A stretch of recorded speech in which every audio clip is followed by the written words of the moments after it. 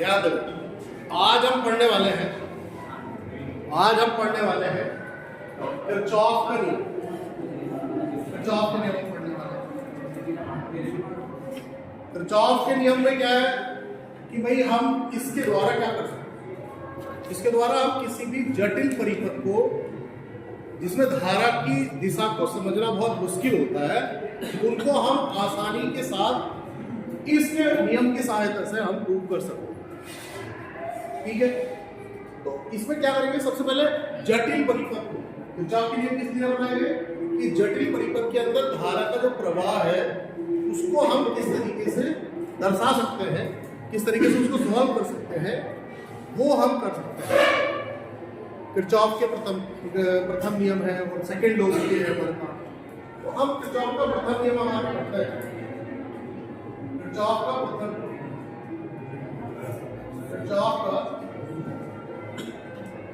प्रथम नियम, जिसे हम फर्स्ट लॉ कहते हैं, जिसे हम संधि का नियम भी कह सकते हैं, संधि का नियम भी कह सकते हैं, और जिसे हम धारा का नियम भी कह सकते हैं। जिसे हम क्या कह सकते हैं, धारा का नियम। अब एक बात को जरा समझते हैं कि मान लीजिए आपके पास 3 तार हैं, 2 तार है, एक तार ये है और एक तार ये, जिनमें धारा यहां से I1 आ रही है और यहां से I2 है, और यहां पर ये 3 तार है जिनसे धारा बाहर की ओर जा रही है, I3, I4, I2। ये एक संधि है। इस संधि पर हम कह सकते हैं कि हमने अपना सेंस ऑफ ह्यूमर लगाया, थोड़ा सा दिमाग लगाया कि भाई 2 तारों से यहाँ पर इस संधि पर धारा आ रही है और 3 तारों से बाहर जा रही है। 3 तारों से कहाँ जा रही है, बाहर जा रही है। जब 2 तारों से धारा अंदर की ओर आ रही है तो इस संधि पर धारा का मान कितना होना चाहिए, 0 होना चाहिए। धारा का मान कितना हो जाएगा, 0, क्योंकि भाई 2 तारों से धारा आ रही थी और 3 तारों से कहां जा रही है, बाहर की ओर। ठीक है ना, तो इसलिए हम कह सकते हैं कि संधि के नियम में कि आने वाली धारा या संधि की ओर आने वाली धारा, संधि की ओर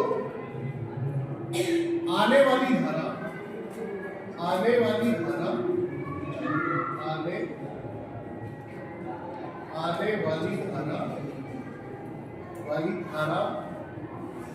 का योग बराबर होगा संधि से बाहर जाने वाली धारा, संधि से बाहर जाने वाली उसको हम कह सकते हैं जाने वाली धारा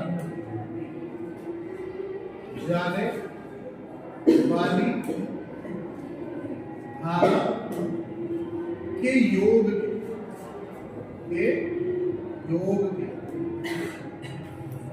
के बराबर होता है। ठीक है ना, कि भाई किसी भी संधि पर आने वाली जो धारा है बराबर होगी, का योग बराबर होगा जाने वाली धारा के। तो आने वाली धारा को हम क्या लिखेंगे, आने वाली धारा को हम लिख सकते हैं I इनकमिंग लिख सकते हैं, और जाने वाली धारा को क्या लिखेंगे, I आउटगोइंग।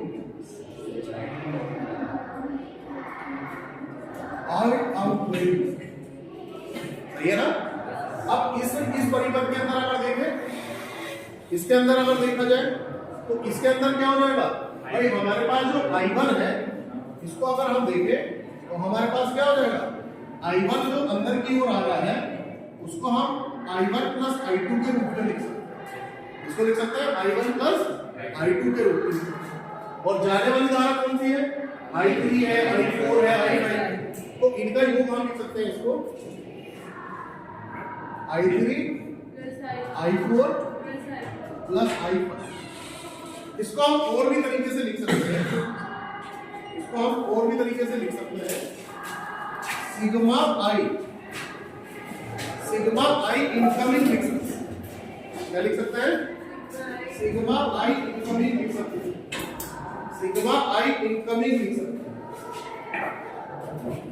इनकमिंग लिख सकते हैं। और इसको लिख सकते हैं सिग्मा आई आउट गोइंग लिख सकते हैं, इसको और भी बहुत सारी किताबों में अलग अलग तरीके से लिखा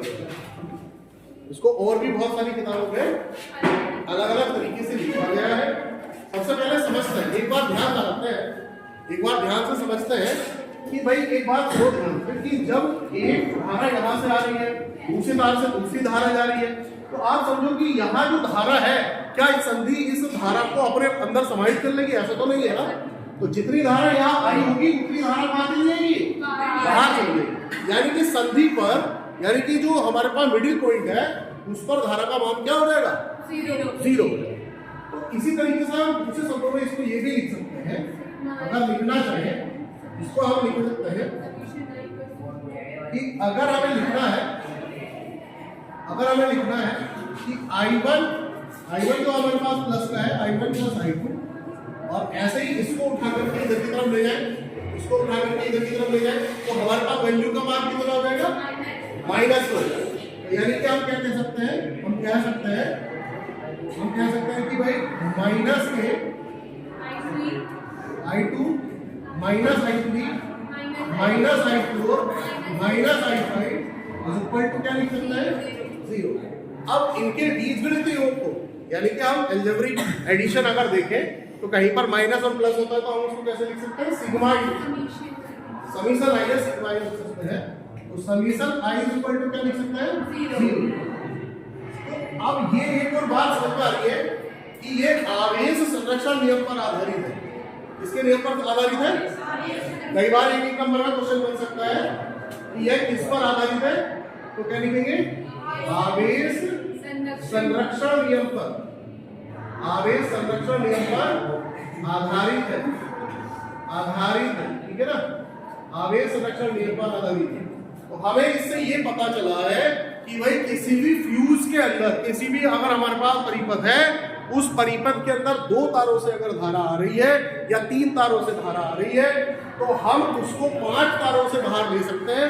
जितनी धारा परिपथ के अंदर आएगी उतनी धारा परिपथ से बाहर जाएगी। ये किसका रूल है? जंक्शन रूल, जिसको हम जंक्शन रूल भी कहते हैं, जिसको हम क्या कहते हैं?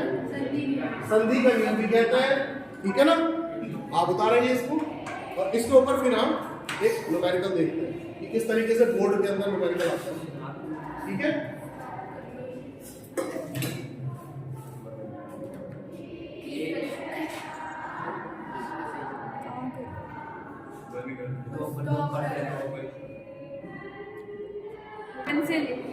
किरचॉफ के प्रथम नियम के ऊपर बोर्ड में किस तरीके से क्वेश्चन आ सकता है वो हम देखने वाले हैं। किरचॉफ के प्रथम नियम पर आधारित आंकिक प्रश्न, समझ में आ रहा है भाई? समझ में आ रहा है? अभी ध्यान देते हैं कि किरचॉफ के प्रथम नियम के ऊपर आधारित आंकिक प्रश्न किस तरीके से मिल सकता है बोर्ड के अंदर। तो वैसे तो पैटर्न जो है वो बहुत चेंज हो चुका है, पैटर्न जो है वो थोड़ा बढ़ा करके उन्होंने बता दिया है। बढ़ा करके क्या है कि भाई अब इस तरीके का क्वेश्चन नहीं मिलता है, मगर फिर भी हमें जो चीज़ पढ़नी है उसको डीपली पढ़ते हैं, ध्यान से देखते हैं। तो हमारे पास क्या है कि हमारे पास ये दिया हुआ है, एक परिपथ दिया हुआ है जिसके अंदर I1 धारा आ रही है, यहाँ पर I2 धारा है, यहाँ पर दिया हुआ है 3I, यहाँ दिया हुआ है 4I दिया हुआ है, यहाँ 4I दिया हुआ है, I दिया हुआ है, यहाँ 5I दिया हुआ है, यहाँ 6I दिया हुआ है, 6I दिया हुआ है, और यहाँ पर 7I। Find the value of I की वैल्यू हमें निकालनी है। I की वैल्यू हमें क्या करनी है? निकालनी है। तो आई की वैल्यू निकालने के लिए हम क्या कर सकते हैं? आई की वैल्यू निकालने के लिए मैंने आपको बताया था कि संधि की ओर जितनी धारा जा रही है उनको हम क्या लिख सकते हैं? उनका एडिशन बराबर होगा किसके? संधि से बाहर जाने वाली धाराओं के एडिशन के बराबर होगा।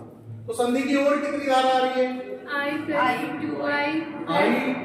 अंदर की ओर आ रही है +2i। तो जब हम लिखते हैं तो पूरा लिखते हैं किरचॉफ के प्रथम नियम से। जब भी हम सॉल्यूशन करेंगे तो पूरा लिखेंगे सही से, क्योंकि बोर्ड के अंदर तो सही से सारी चीजें लिखनी है। तो हम लिखेंगे, आंसर में लिखेंगे किरचॉफ के प्रथम नियम से। किरचॉफ के प्रथम नियम से, किरचॉफ का प्रथम नियम लगाएंगे कि भाई sigma I incoming is equal to sigma I outgoing. ये फॉर्मूला लगाएंगे। अब सिग्मा आई इनकमिंग में कितनी धारा आ रही है? अंदर की ओर आ रही है 4 धारा। अच्छा, निकालना क्या है कि फाइंड द वैल्यू ऑफ आई। आई की वैल्यू हमें निकालनी है। क्वेश्चन में ये कहा है कि आई की वैल्यू निकालनी है। आई की वैल्यू निकालने के लिए आप क्या करते हैं कि आई अंदर की ओर आ रहा है प्लस 2i अंदर की ओर आ रहा है प्लस 4i अंदर की ओर आ रहा है प्लस 6i अंदर की ओर आ रहा है। तो संधि की ओर आने वाली जितनी भी धाराएं हैं सबको हमने मतलब एडिशन कर दिया। इक्वल होगा किसके? आउटगोइंग बाहर जाने वाली धाराएं +5i। कितना हो गया हमारे पास? 7i + 5i। अभी हमें i की वैल्यू फाइंड करनी है तो क्या करना पड़ेगा? इन सबको निकालने के लिए इसको इन सबको क्या करना पड़ेगा? हमें जोड़ना पड़ेगा और माइनस जोड़ना पड़ेगा तो क्या जाएगा हमारे पास? 13i। यहाँ पर आ गया 13i और यहाँ पर कितना आ गया? 12i। अभी i की वैल्यू निकालने के लिए क्या करना पड़ेगा? इसे माइनस करना पड़ेगा। तो हम क्या करेंगे? 39 minus 12i। 39 minus 12i equal to 0। यानी कि i हमारे पास जो बना हुआ है वो इस तरीके से है। तो आप देख सकते हो। तो हमारे पास कितना है? 13 में से निकालेंगे तो कितना आएगा? i इज इक्वल टू कितना आ जाएगा? 0। तो i की वैल्यू कितनी आ गई हमारे पास? 0। इस तरीके से आपको क्वेश्चन मतलब कोई धारा नहीं आ रही। कोई धारा यहाँ पर प्रोवाइड नहीं, जितनी धारा आ रही थी उतनी धारा वापस इस तरीके से